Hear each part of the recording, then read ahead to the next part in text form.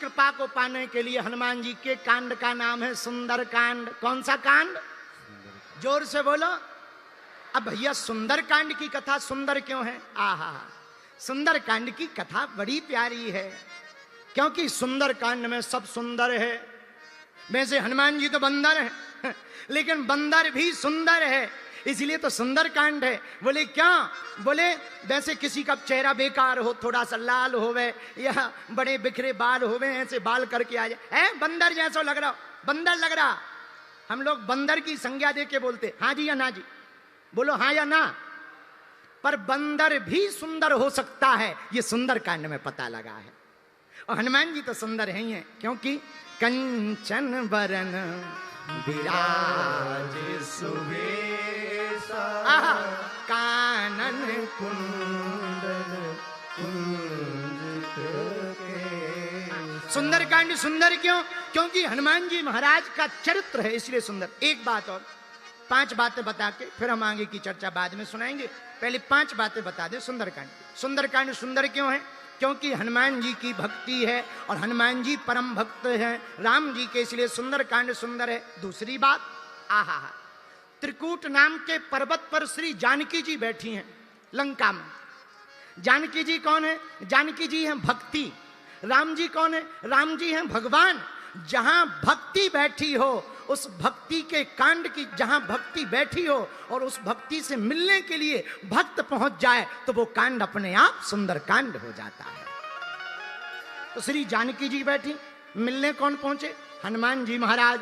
तो सुंदर कांड इसलिए भी सुंदर हो गया क्योंकि आहा, राम जी के विरह में जानकी जी बैठी हैं, दिन रात रो रही हैं, आंखों में आंसू हैं।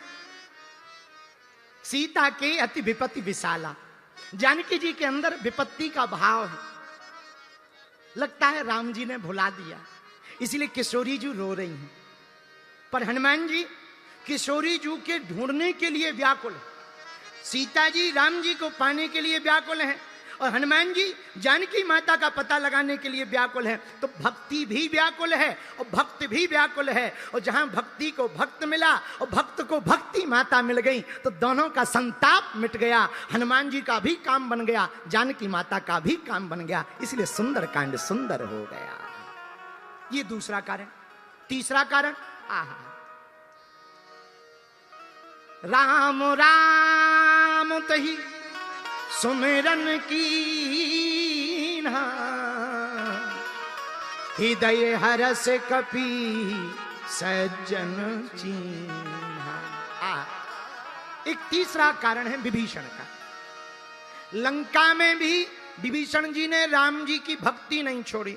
मेरे पागलों, पंचकुला वालों, एक बात आज की नोट कर लेना, तुम्हारे काम आएगी, बुरा मत मानना मेरे पागलों।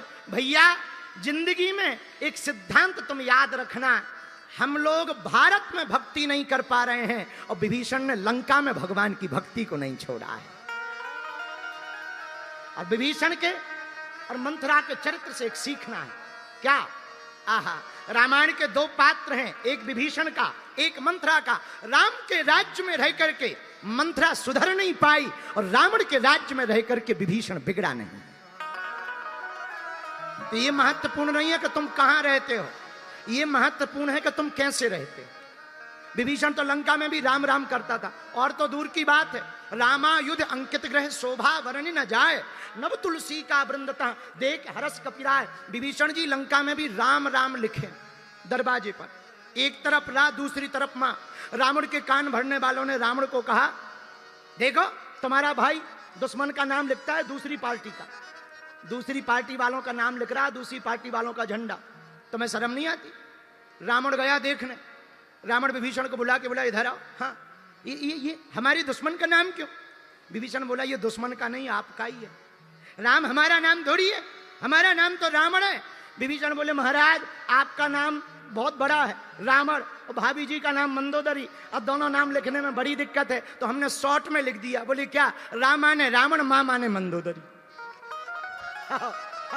पता है रावण क्या बोला? बहुत बढ़िया, बहुत बढ़िया, बहुत बढ़िया, एक काम करो, आज से हर दरवाजे पे ये शॉर्ट वाला नाम लिखवाओ। सब लोग लिखवाओ। लेकिन लंका में आहा विभीषण जी रहते, राम राम नाम तही सुमिरन की, हृदय हरस कपि सज्जन चीन्हा, यही सन हटी करी हो पहचान। इनसे पहचान कर ली जाए तो विभीषण से हनुमान जी मिले। आहा, विभीषण जी के हृदय में राम जी के मिलने की व्याकुलता और हनुमान जी के हृदय में जानकी जी से मिलने की व्याकुलता। हनुमान जी बोले हम तुम दोनों एक दर्द के आदमी। बोले क्या?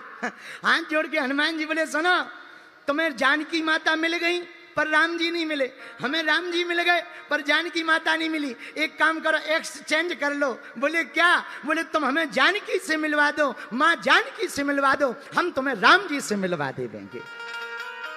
हाँ, बस काम हो जाएगा। और दोनों का संवाद हुआ। विभीषण बोले ये बहुत बढ़िया, ये बहुत बढ़िया।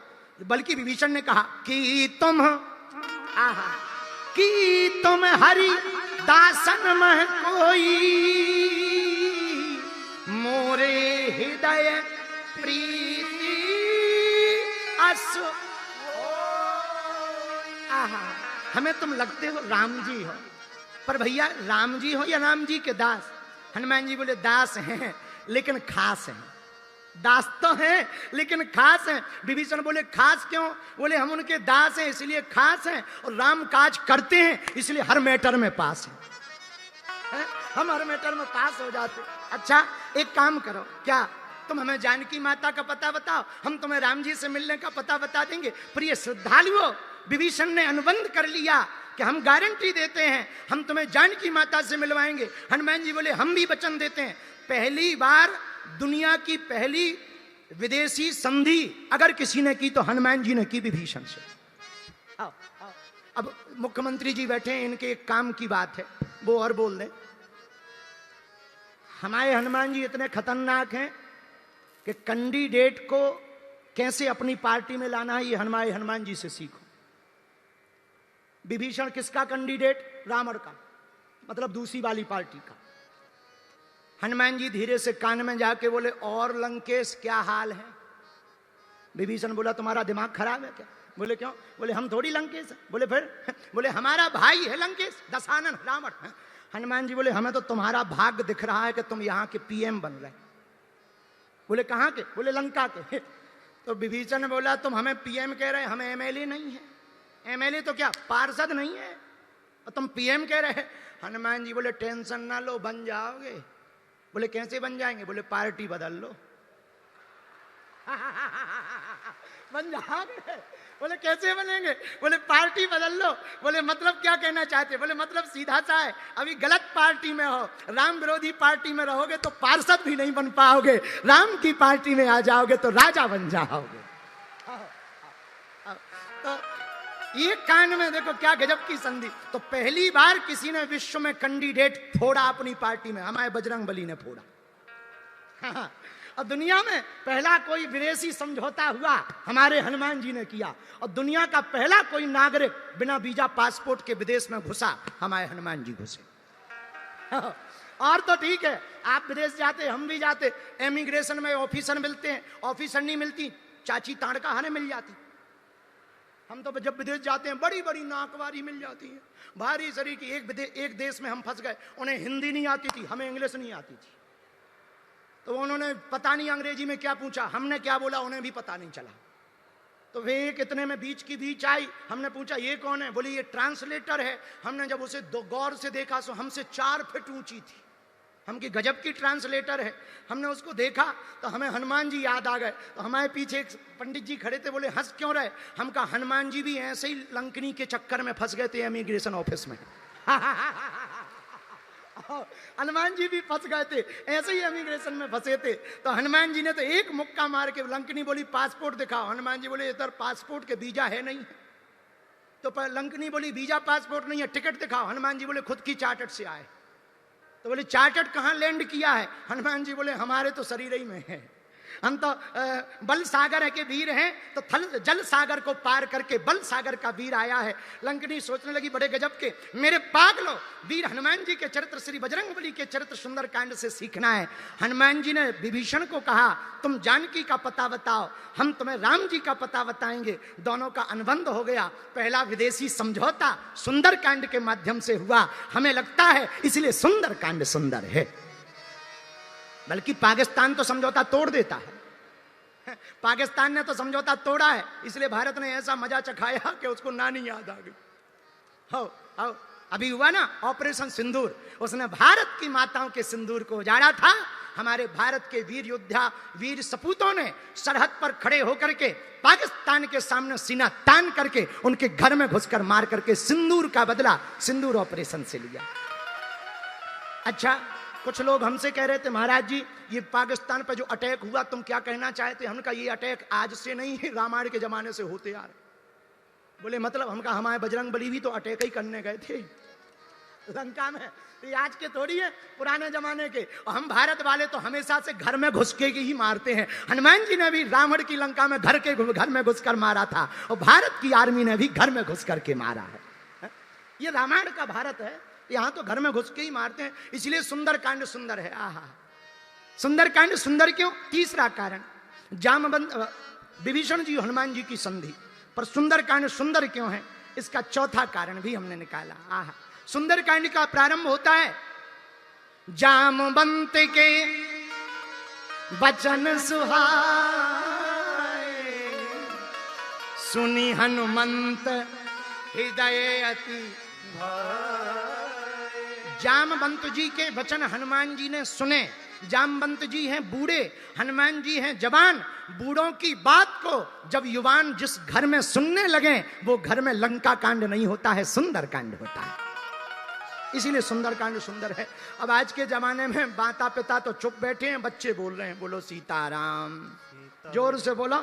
और पांचवा और अंतिम कारण हमें जो लगा उस बारे में भी हम आपको बता दें। सुंदरकांड सुंदर क्यों है? इसलिए सुंदरकांड सुंदर है भैया क्योंकि सुंदरकांड के प्रारंभ में सिंधु तीर एक भूधर सुंदर, और सुंदरकांड के मध्य में भी सुंदरा यतना घना, और सुंदरकांड के अंत में मां जानकी जी के बारे में लिखते हैं सुंदरता कहूं सुंदर करई।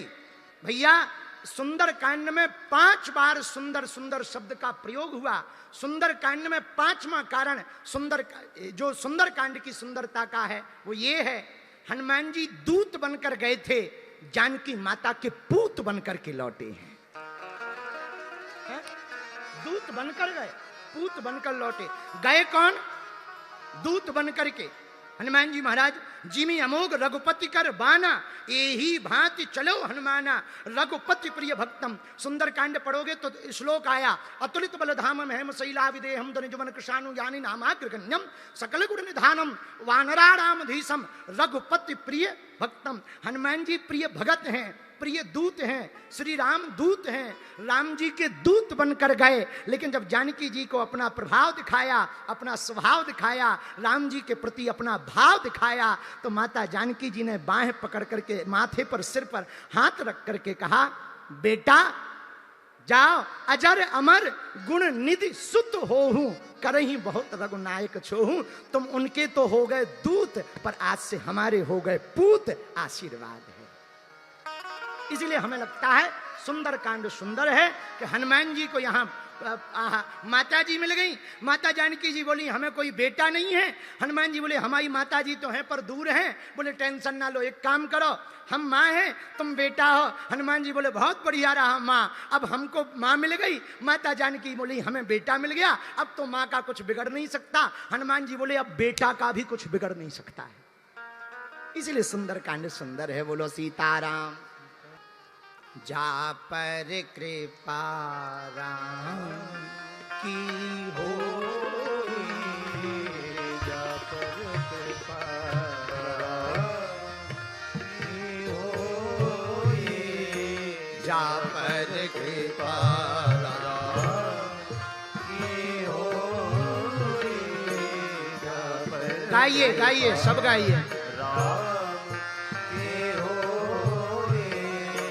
ताप पर कृपा करे सब कोई, करे सब कोई, ता पर कृपा करे सब कोई। गाइए सीताराम सीताराम सीताराम सीताराम सीताराम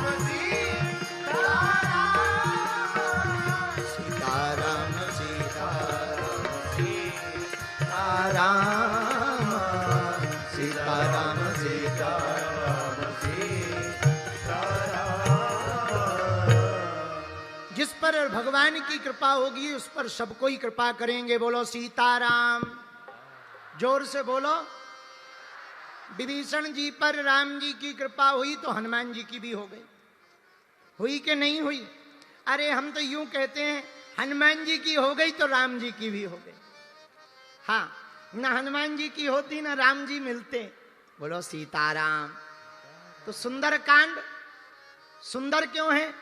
क्योंकि इसमें राम जी के प्रिय श्री हनुमान जी का मिलन, हनुमान जी का दर्शन माता जानकी जी का होता है। माता जानकी और हनुमान जी का मिलन होता है, इसलिए सुंदर कांड सुंदर है। बोलो सीताराम। सीताराम।